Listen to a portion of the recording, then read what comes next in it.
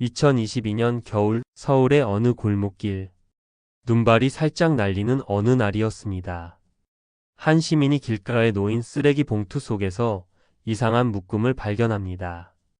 신문지로 촘촘히 감싼 조금은 낡고 바스락거리는 종이 다발. 그 안에는 무려 175만 원의 현금이 들어 있었습니다. 수북하게 접힌 만원짜리 지폐들. 그 누군가에게는 단순한 돈이 아닌 무언가 사연이 담긴 듯한 느낌이었죠. 경찰이 수소문 끝에 찾아낸 주인은 이정자 할머니 올해 78이었습니다. 서울 강서의 한 오래된 빌라에 혼자 조용히 살아가던 어르신이었습니다.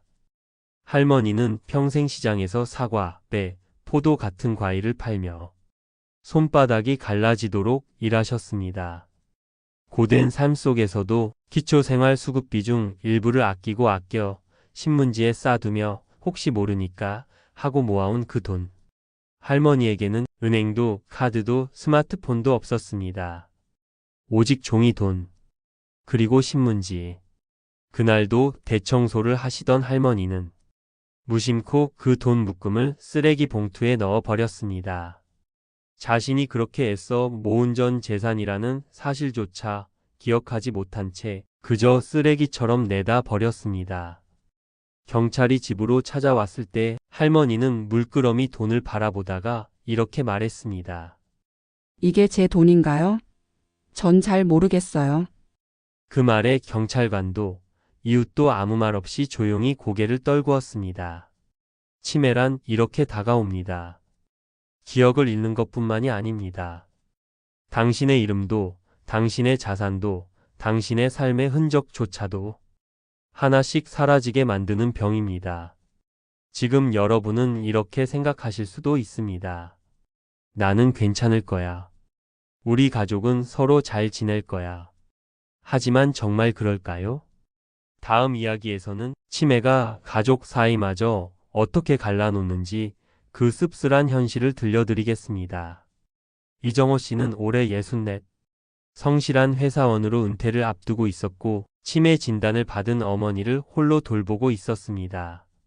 어머니는 요즘 들어 점점 말을 잊지 못하고 식사한 것도 기억 못하고 간혹 아들의 이름도 가물가물해 하셨습니다. 무엇보다 문제는 간병비였습니다. 요양보호사 급여, 병원비, 약값. 한 달만 지나도 300만 원 가까운 돈이 나가고 동생들은 미안해만 할 뿐 도움을 주지는 않았습니다. 결국 이정호 씨는 어머니가 남겨두신 부동산과 예금이라도 법적으로 정리해 간병에 쓰고자 법원에 후견인 신청을 했습니다. 그런데 그 소식을 들은 둘째 동생이 화가 잔뜩 난 목소리로 전화를 걸어왔습니다. 형, 이제 엄마 재산 다 자기 걸로 만들 생각이지? 간병 핑계 대면서 땅도 예금도 다 가져가려고 하는 거 아니야? 그 뒤로 세 형제는 더 이상 함께 밥을 먹지 않았고 변호사를 앞세워 서로를 향해 고소장과 답변서를 주고받게 되었습니다. 그리고 그 사이 어머니는 요양병원을 2번이나 옮겨야 했습니다. 더 안타까운 건 정작 어머니는 이런 상황을 전혀 인지하지 못한 채 하루하루 창밖의 하늘만 바라보고 계셨다는 것입니다. 여러분, 치매는 단순히 병이 아닙니다. 가족을 분열시키고 재산을 얼어붙게 만들고 사랑하는 자식들마저 서로를 의심하게 만드는 시작점이 될 수 있습니다. 내 자식은 안 그럴 거야. 우린 그런 집 아니야. 그렇게 말하던 수많은 부모님들이 마지막에는 이렇게 말씀하십니다. 내가 왜 그때 아무 말도 안 했을까? 지금이 바로 그때입니다. 여러분, 혹시 이런 생각 한 번쯤은 해보신 적 있으신가요? 나는 아직 멀었어. 치매는 다른 사람 이야기지 나랑은 상관없어. 우리 집안은 다 머리가 좋아서 그런 걱정 안 해도 돼. 하지만 말입니다. 치매는 건강한 사람에게도 준비되지 않은 사람에게도 예고 없이 찾아옵니다. 치매는 단순히 노화의 일부가 아닙니다. 정상적인 뇌세포가 점점 기능을 잃고 기억, 판단, 감정까지 무너지는 병입니다. 그 원인은 생각보다 다양합니다. 고혈압, 당뇨, 심혈관 질환, 스트레스, 우울증, 수면 부족, 운동 부족, 나쁜 식습관, 그리고 유전적 요인. 여기서 중요한 건 이 중 절반 이상은 생활 습관과 관련이 있다는 점입니다. 즉, 평범하게 사는 우리 모두가 치매의 위험에서 자유롭지 않다는 뜻이죠. 그럼 수치를 한번 보겠습니다. 2024년 기준 우리나라의 65세 이상 어르신은 약 1023만 명, 즉 인구 5명 중 1명은 노인입니다. 그리고 그중 약 10명 중 1명은 치매 환자입니다. 2025년에는 약 97만 명, 그리고 2050년이 되면 치매 환자만 무려 200만 명에 이를 것으로 예상됩니다. 그렇다면 치매 간병에는 얼마나 비용이 들까요? 보건복지부에 따르면 치매 환자 1명을 돌보는데 연간 평균 2,241만 원, 월로 치면 약 187만 원이 넘는 간병비가 필요합니다. 게다가 중증으로 분류되는 장기 요양 등급 1급에서 3급까지 환자의 경우 간병비는 더 늘어납니다. 치매는 병원비보다 간병비가 더 무섭습니다. 그리고 그 간병비는 당신의 통장, 그리고 자식의 통장을 동시에 비우기 시작합니다. 이제 우리보다 앞서 초고령 사회로 진입한 일본의 사례를 보겠습니다. 일본의 치매 환자가 보유한 금융 자산만 1,500조 원, 부동산을 포함하면 2,500조 원 이상이 동결 상태. 2040년이면 그 규모가 3,500조 원을 넘을 것으로 예상됩니다. 이 돈은 있지만 쓸 수 없는 돈, 치매머니라고 불립니다. 일본은 이미 사람이 아니라 돈이 먼저 늙는다는 말을 씁니다. 그리고 그 길을 지금 우리도 따라가고 있습니다. 여러분, 치매는 건강의 문제로만 끝나지 않습니다.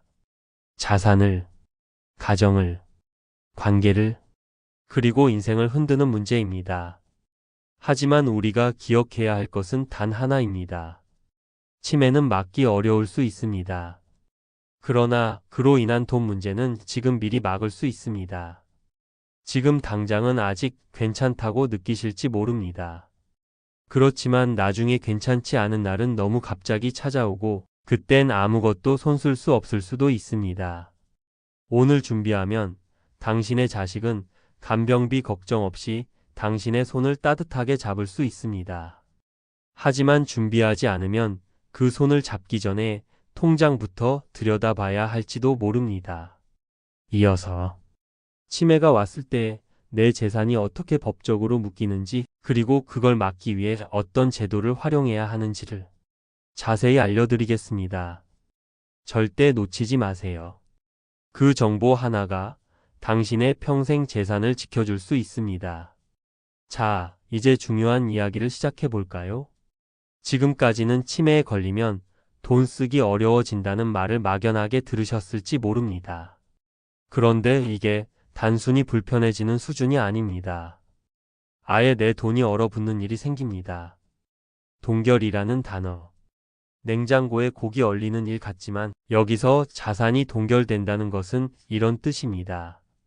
돈은 내 이름으로 있지만 내가 못 쓰는 상태에. 집도 내 명의지만 팔 수도 담보로도 못 쓰는 상태에. 왜냐고요? 치매 진단을 받는 순간 법적으로 판단 능력이 없다고 보기 때문입니다.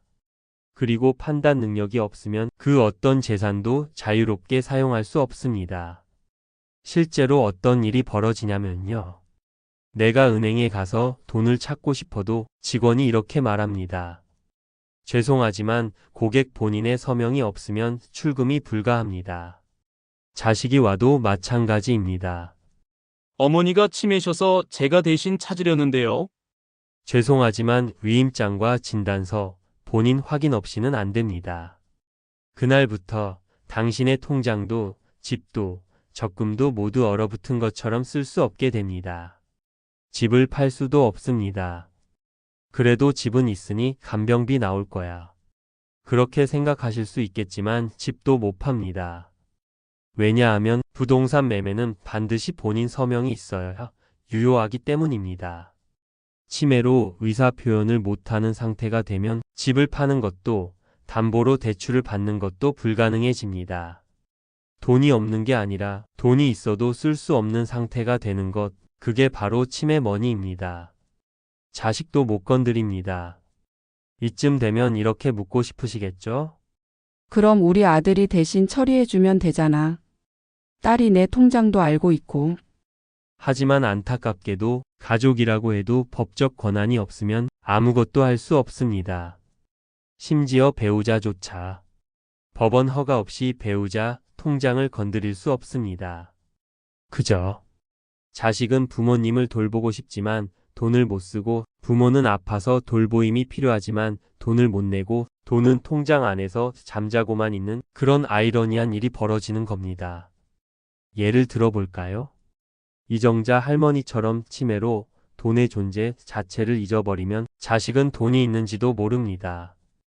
이정호 씨 가족처럼 후견인을 정하지 않은 채 치매가 오면 형제끼리 재산 다툼으로 번지기 쉽습니다.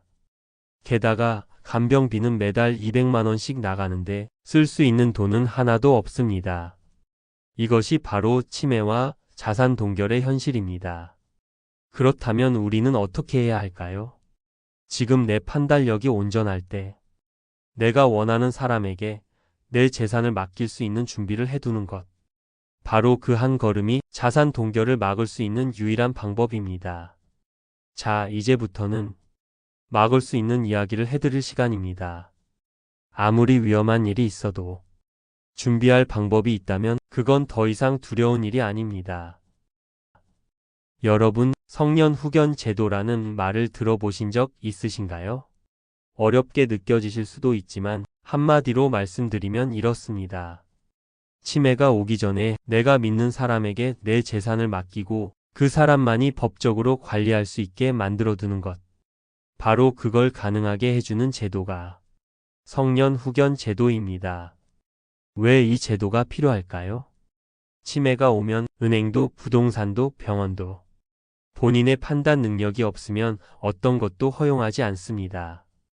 그러니 가족이라도 그저 바라만 봐야 합니다. 하지만 이 제도를 이용하면 내가 정신이 온전할 때 이 사람만큼은 내 돈을 믿고 맡길 수 있다는 계약을 해둘 수 있습니다. 그런데 이 제도는 두 가지 종류가 있습니다. 첫째, 이미 치매가 온 뒤에 하는 법정 후견 제도가 있습니다. 이건요. 치매가 이미 온 다음에 가족이 급하게 법원에 가서 누가 어머니 돈을 대신 관리하면 좋을지 정해주세요 하고 법원에 요청하는 방식입니다. 문제는 이렇게 되면 가족끼리 싸우기 쉽다는 것입니다. 형은 형대로 내가 키웠다며 주장하고 동생은 동생대로 내가 돈을 보탰다고 말하면서 서로 누가 맡을지를 두고 감정 싸움이 벌어지기 쉽습니다. 결국은 형제끼리 서로 눈도 마주치지 않고 헤어지는 경우도 많습니다. 두 번째, 아직 정신이 맑을 때 할 수 있는 임해 후견 제도가 있습니다. 이 방법은 훨씬 평화롭고 현명한 방식입니다. 아직 정신이 온전할 때 스스로 내가 믿는 사람을 정해서 내가 나중에 치매가 오면 이 사람이 내 돈을 관리해 주세요 하고 미리 계약을 해두는 방식입니다. 예를 들어 내 딸이 평소에 날 잘 챙겨주고 믿을 수 있다면 그 딸을 후견인으로 정해서 공증 사무소에서 계약서를 쓰는 겁니다. 이렇게 해두면 나중에 치매가 오더라도 법적인 문제 없이 그 딸이 내 통장을 관리하고 간병비도 꺼내 쓸 수 있게 됩니다. 이 임해 후견 제도의 좋은 점은 내가 직접 정할 수 있으니까 불필요한 가족 간 싸움이 없고 미리 정해두니까 갑자기 일이 생겨도 당황하지 않습니다. 쉽게 말하면 내 뜻이 담긴 준비라고 할 수 있습니다. 그래서 결론은 이렇습니다. 치매가 오기 전에 준비하면 내가 선택한 사람이 내 곁을 지켜주고 치매가 온 다음에 준비하면 누가 내 돈을 쓸지 남이 정하게 됩니다. 여러분, 선택은 우리가 건강할 때만 할 수 있습니다. 지금이 바로 그 순간일 수 있습니다. 실제 예시로 알아볼까요? 어느 75세 어르신은 치매 초기 진단을 받자마자 둘째 딸을 후견인으로 지정했습니다. 큰아들은 사업 실패로 경제적 어려움이 있었고, 둘째는 돌봄에 성실했고, 오랜 시간 부모 곁을 지켜왔기 때문이죠. 공증 사무소에서 계약서를 작성하고 법원에 후견 감독인을 지정해 두었습니다. 그 후 어르신의 상태는 악화되었지만 딸은 미리 계약된 내용에 따라 간병비, 병원비, 생활비를 투명하고 합법적으로 집행할 수 있었습니다. 가족 간 갈등도 전혀 없었고 어르신은 자신이 선택한 방법으로 자신의 인생을 스스로 마무리할 수 있었던 것입니다. 지금까지 들으신 분들은 마음속에 이런 생각이 떠오르셨을지도 모릅니다. 그래, 나도 준비는 해야겠는데. 어디서부터 어떻게 시작해야 하지? 좋습니다. 이제부터는 그 다음 걸음, 즉 후견인을 지정하고 준비하는 방법을 하나씩 아주 쉽게 알려드릴게요. 하나, 먼저 누구에게 맡길 것인가를 정합니다. 이건 가장 중요하면서도 가장 신중해야 하는 부분입니다. 후견인이란 내가 치매 등으로 판단력이 없을 때 내 재산과 삶을 대신 책임져 줄 사람입니다. 그러니 믿을 수 있고 오랫동안 곁을 지켜줄 수 있는 사람이어야 하겠죠. 예를 들어 평소 병원에도 함께 가주던 딸, 경제 개념이 똑똑한 둘째 아들, 형제 중에서도 가장 책임감 있는 동생, 혹은 신뢰할 수 있는 조카나 친지, 가족이 아니어도 괜찮습니다. 신뢰할 수 있는 제3자도 가능합니다. 단, 감정이 아니라 신뢰로 선택하셔야 합니다. 누가 나를 잘 챙겨줄 사람인가? 누가 내 뜻을 존중해줄 사람인가? 이 질문이 가장 중요합니다. 둘, 공증사무소 또는 변호사 도움을 받아 후견 계약서를 작성합니다. 사람을 정했다면 이제는 그 관계를 법적으로 기록해야 합니다. 가장 확실한 방법은 공증사무소에서 임의 후견 계약서를 작성하는 것입니다. 계약서에는 누가 후견인이 될 것인지, 그 사람이 어떤 권한을 갖는지, 후견이 발효되는 시점 등의 내용이 들어갑니다. 이 과정은 변호사와 함께 해도 좋고 공증사무소에서 서류를 안내해 주기도 합니다. 요즘은 시니어 전문 상담도 잘 되어 있어서 크게 어렵지 않게 도와주는 곳이 많습니다. 셋. 다음으로 이 계약 이후에 악용되지 않도록 감시 역할을 할 사람도 지정할 수 있습니다. 이걸 후견 감독인이라고 합니다. 예를 들어 딸이 후견인이라면 아들이 감독인이 될 수도 있고 변호사나 전문가를 지정할 수도 있습니다. 감독인은 후견인이 돈을 제대로 쓰는지 정기적으로 확인해주는 역할을 합니다. 믿음도 중요하지만 투명함과 균형도 중요하기 때문에 이 제도는 정말 유용합니다. 이제 계약서까지 다 마쳤다면 바로 시작되는 건 아닙니다. 언제 발효되냐고요? 의사에게 정식으로 치매 진단을 받았을 때부터 계약이 자동으로 시작됩니다. 즉, 아직은 내가 전부 내 힘으로 살 수 있을 때는 후견인이 아무런 권한을 행사하지 않습니다. 하지만 내가 병원 진단을 받고 판단 능력이 없다고 판단되면 그때부터 후견인이 법적으로 나를 대신해 모든 걸 관리할 수 있는 권한을 갖게 되는 것입니다. 아직 괜찮을 때 준비하면 그건 내 뜻이고 내 선택입니다. 하지만 늦게 준비하면 남의 손에 맡겨야만 하는 운명이 됩니다. 마지막으로 준비는 지금 마음먹을 수 있을 때 해야 합니다. 여러분, 이 준비는 절대 남이 대신해 줄 수 없는 일입니다. 누구에게 맡길지, 어떤 방식으로 내 삶을 이어갈지, 그건 오직 내가 살아있는 동안만 정할 수 있습니다. 생각만 하고 미루다가, 아이고, 이제 말이 잘 안 나와요. 그렇게 되면 정말 아쉽게도 법적으로 더는 준비가 어렵게 됩니다. 여러분, 후견 제도는 어렵지 않습니다. 사랑하는 가족에게 짐이 되지 않기 위한 가장 따뜻한 배려입니다. 아직 괜찮을 때, 생각이 또렷할 때, 이 한 걸음이 나중에 당신의 자식이 우리 엄마 정말 현명했어. 우리 아버지는 준비가 참 철저하셨지. 그렇게 기억하게 만드는 작지만 큰 결정이 될 수 있습니다. 여러분, 이제부터는 조금 더 현실적인 이야기입니다. 지금 혹시 그래도 가족이고 내 자식인데. 필요하면 은행 가서 내 돈 꺼내 쓰겠지. 그렇게 생각하고 계신가요? 안타깝지만 그렇지 않습니다. 치매 환자의 자산은 가족도 못 만집니다. 서울 마포에 사는 82세 김경순 할머니. 몇 해 전부터 기억이 가물가물해지더니 치매 판정을 받고 요양병원에 입원하게 되셨습니다. 자식들이 간병비를 마련하려고 엄마 통장에 남아있던 적금을 찾으러 은행에 갔습니다. 어머니가 병원에 입원 중이시고 본인은 말도 못하십니다. 간병비가 급해서 제가 대신 인출하려고요.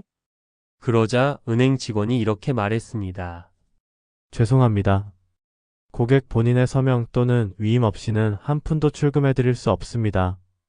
그때부터 가족은 병원, 구청, 법원, 공증 사무소를 정신없이 오가기 시작했습니다. 은행에서는 이렇게 요구합니다. 의사의 치매 진단서, 가족관계 증명서, 위임장 또는 후견 계약서, 법원의 결정문. 그것도 서류 한 장으로 끝나는 게 아니라 모든 절차가 법적으로 완벽해야만 겨우 통장을 열어볼 수 있게 됩니다. 왜 이렇게 까다로운 걸까요? 이유는 하나입니다.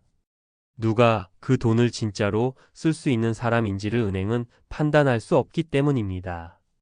가족이라고 해도 그 사람이 부모 돈을 제대로 관리할지, 남용할지, 사기를 칠지 은행은 확인할 방법이 없습니다. 그래서 법적인 문서가 없으면 아무리 자식이라도 돈을 못 꺼내 쓰게 돼 있습니다. 예전에는 가족이니까요 하고 은행이 조금 느슨하게 대처할 때도 있었습니다. 하지만 몇 년 전부터 간병인을 사칭하거나 가족을 사칭해서 치매 환자 돈을 빼간 사건이 급증하면서 모든 금융기관이 치매 관련 자산 보호 정책을 강화했습니다. 지금은 말 그대로 단 1원도 마음대로 못 꺼내는 시대입니다.